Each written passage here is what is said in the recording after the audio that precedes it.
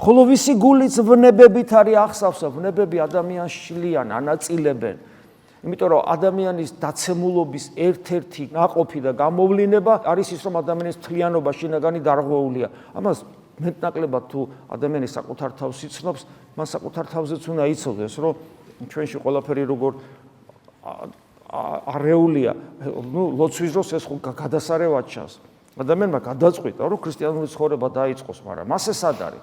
არც გონება გემორჩილება, არც ნერვული სისტემა გემორჩილება, არც ენა გემორჩილება, არც თვალი გემორჩილება, არც ხორცი გემორჩილება, თან ეს ყველა ამ სხვადასხვა რაღაცები უნდა გესმით როგორც კი მოინდომებ, რომ რაღაცა ღირებული გააკეთო, იმ წამსვე ომი იწყება და თუ ეს ღირებული თავად ღმერთია, მაშინ ადამიანის დაშლილობა სრულად ავლენს საკუთარ თავს და რამდენი რესურსი ჭირდება. მე ამ ყველაფრის გაემთლიანებას, მე ხედავ, რომ ამის უნარი საერთოდ არ აქვს, მე ისევ ღმერთს მოუხმობ საშველად, თავს იმდაბლებ.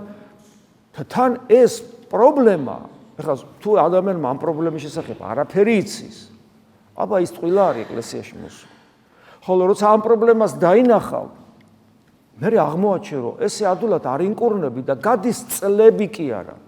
10 წლეულები გადის შენი ცხოვრებისა და ამ პრობლემის მოგვარება ჰორიზონტზეც კი არ ჩანს ხანდახან და გარდაცვალება ახლოვდება.